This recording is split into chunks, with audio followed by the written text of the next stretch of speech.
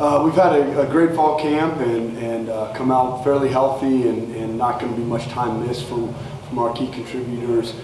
Very, very excited about the upcoming season. I think we've got promise for an outstanding season, an outstanding year. We've got a lot coming back on defense from a coaching standpoint, from our players, a ton back in that category. We've got some new faces offensively, but I think that this is our deepest and most talented offense that we've had, and we've got a lot of specialists back as well. So there's optimism abounds around the program right now, and we are full-fledged focused on Valpo and excited for the game coming up on Thursday. The opening games are always a little bit challenging because it's a new season. There are seniors that are on the film that you're watching that are no longer a part of the team because they've moved on. This year it presents a little bit more of a challenge than just a traditional opening game because it's also a brand new staff. So Landon Fox, who's a friend of mine, is the new head coach there, and he's brought in a new offensive coordinator, new defensive coordinator, new special teams coordinator. So not only are there going to be plenty of fresh faces as far as players are concerned, but there's going to be a different scheme on offense, defense, special teams, kind of a different culture of how they're doing things. So that presents a lot of issues. When we're preparing for them, you have to. Landon's got a background in defense, so you prepare for both what his defense did at Dayton, and then also with their coordinator came from Tiffin, what they did there. Offensively, they've got a couple strong guys there, so you're looking at a couple different offenses as well. So you're watching the Valpo film, and then you're watching other people's film for schematic reasons. Same thing on special teams. It just leads to an awful lot and difficulty as far as preparations are concerned. The reality is, at the end of the day, this week and every week, it really is going to come down to us and how we go out and play, how we prepare, and how we execute on Thursday night. So thus far, been very pleased with how we've been. I think that we've been a pretty focused team, and we're chomping at the bit to play somebody else besides ourselves. How exciting is it to have a Thursday nighter to start the season when you're the attention here locally for that night? Thursday night games are outstanding. The student body typically comes out in full force and presents a hostile environment for our opponent. I think that there's a lot of excitement about the season this year in particular. I think that there's a buzz around town. It's not just from within the program. We certainly have a great deal of confidence here within this team room that we're a very good team, but that buzz seems to be carrying really throughout Richmond and the alums and the guys that played here. So I think from every standpoint, having this Thursday night game, there's a lot of positives and excitement leading up to it. 18 starters back, that's got to be music to any coach's ears. Is there a position group right now, though, that you can, until you feel real confident about them, you're going to have to see them out there? No, I feel good about our team in general. We're going to play a lot of guys as well. I mean, the number of starters back, we've got whatever that number is, it's 18, but it's not just 18 guys. I mean, we're going to play 20-something guys on defense. We're going to play 20-something guys on offense. There's going to be a bunch of guys, 30-something different guys will run around on special teams on the running units for us. So we've got a lot of experience back, absolutely. We've got a lot of talent back. Even outside of those starters, there's a ton of talent. This is the deepest team that we've had since I've been here, the most talented team and the most aligned team from a culture standpoint. So very, very excited about things at this point in time, and certainly having guys that have played in games and in those roles is helpful. So based upon everything we've heard for the last 3 months, it doesn't seem like you have any negative things to say towards this team thus far. Does that sound about right? We need to go out and perform how we're capable of performing, and we need to go out and perform at a high level on a week-in and week-out basis. I think that we've got the makings of a very, very good team. We need to go out every week and perform up to our capabilities. That's going to be key for us. Outside of some other things that you don't control, health of your teams, things like that, you don't really have control. If we can control the things that we can, and we're fortunate not to have a bunch of injuries, we have the makings to have a really good year. But just because you have the makings of that doesn't mean that you that you do. You know, I think that there's a lot of optimism going into the season. Now we have to go and fulfill that. You know, we have to work hard every single day. We put in a great off-season worth of work. Now, guess what? We haven't played anybody. There's been no adversity. So when that adversity strikes, when we get punched in the face, how do we react to that? And those are going to be the keys. Is week in and week out, performing to the best of our ability, being able to overcome the adversities that do happen, because they're bound to happen. But yes, I've got a lot of confidence in this team and our ability to perform at a high level, absolutely. Everyone wants to know who's going to be the starting quarterback this year. Connor's going to be our starting quarterback. So it was a very tight race. We've got 4 guys on our roster that have started Division I football games. So there was a battle throughout camp. Connor was the most consistent guy that gave us success on offense. Now, he's not the only guy that we feel confident in putting in the game in meaningful times, certainly, but Connor's our starting quarterback. How does having that competition between quarterbacks, how does that help them in a competitive nature, but also help them become better quarterbacks? Well, I think it was outstanding to have the competition that we had. I'm a big believer that competition brings out the best in everybody. And I truly believe that you saw that in our quarterback battle. We've got 4 guys that are performing right now better than we had anybody performing a year ago. And I think a lot of that was due to the fact that every day they knew that they had to be sharp, because every guy was competing for that position.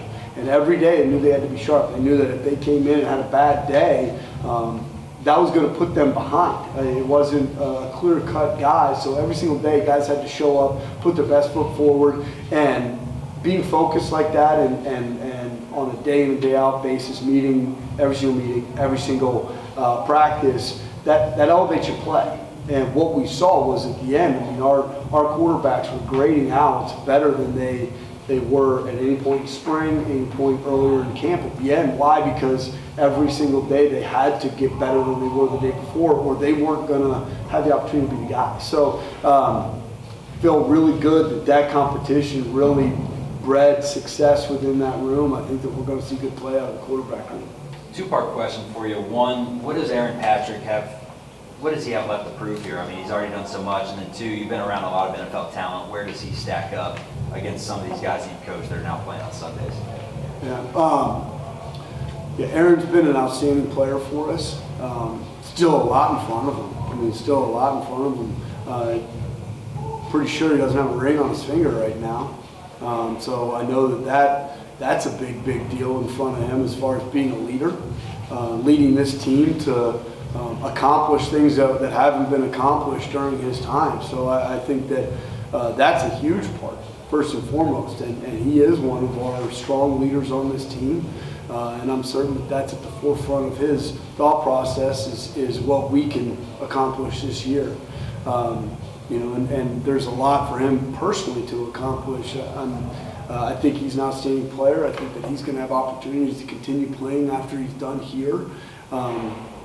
But the reality is that the NFL scouts, they come in and they watch senior film. They're oftentimes not, unless there's some sort of injury or some sort of issue, they're not digging back into the past. You want to go play at the next level, you got to play well your last year.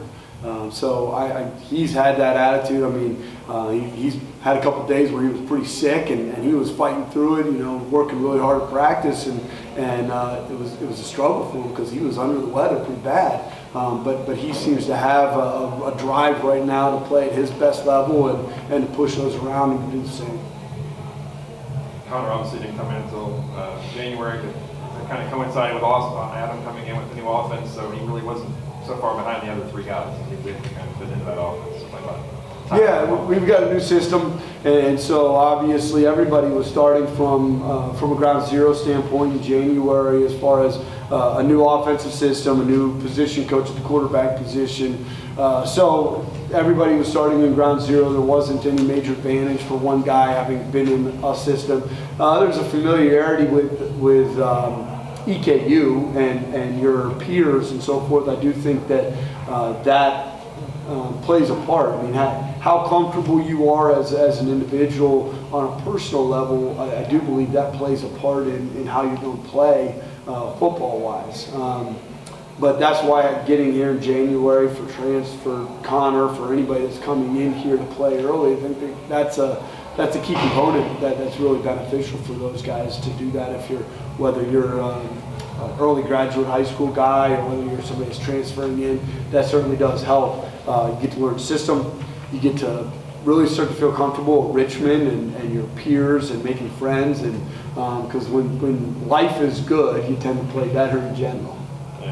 He obviously at Oregon State got thrown in the fire right away as a freshman, and he ended up playing against Ohio State up at the Ohio Stadium, and he's played in big environments and big situations. Yeah, Connor's he's a veteran guy. I mean, he played in the horseshoe.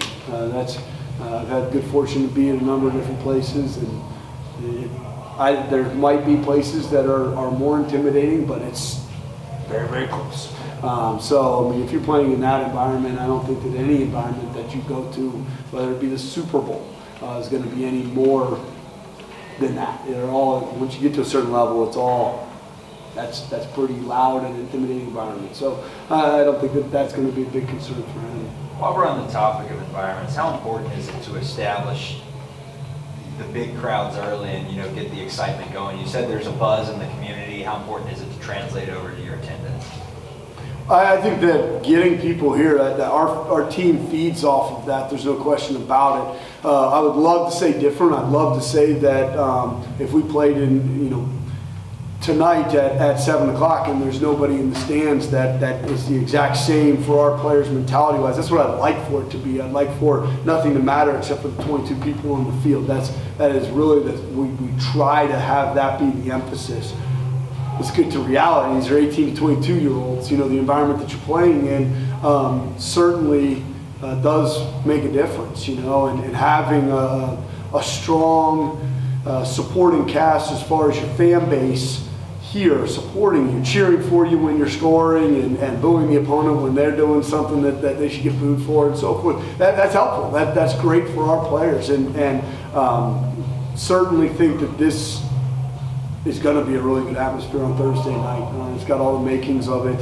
I'm excited to see our fan base come out and support us, and think it's going to be a hostile environment for Valparaiso.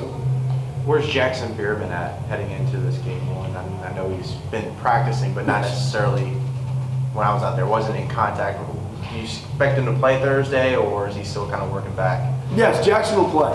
Jackson had an injury in the spring that caused him to miss some time. He's been back for just a little bit, so he's working back into the lineup right now. I would expect to see him this Thursday, probably not in the same role that he will play in a couple weeks, when he's gotten full-fledged back into it, because he's just now getting back into full contact stuff. But he's cleared to play, and he'll play, I'd say a little bit more minimal of a role compared to what he will in another week or two. Got all these guys back from last year, and I'm sure they all remember you had a non-scholarship FCS team come in here last year and almost beat you, so I'm sure these guys are other FCS non-scholarship teams coming in here. They know they got to play. It's not going to be a walkover game, and can't be Robert Morris type of game. Robert Morris has scholarships. Okay. Yeah. Listen, every single week we're focused on going out and playing our best ball. We need to put together our A game to go win this game on Thursday. We're focused on playing our best football, and I believe, our players believe, everybody in this program believes that we go out and we play our best football. That's all we control. We control us. We don't control who's across from us. That doesn't matter if it's this week, the next week, the next week, the next week, any of the 12 that we play, hopefully more. We control how we play. And if we go out and play our best brand of football, we'll have a great opportunity to win this week, and that's for every week we play. Really believe that. So that's all we can worry about is playing our best ball. That's it.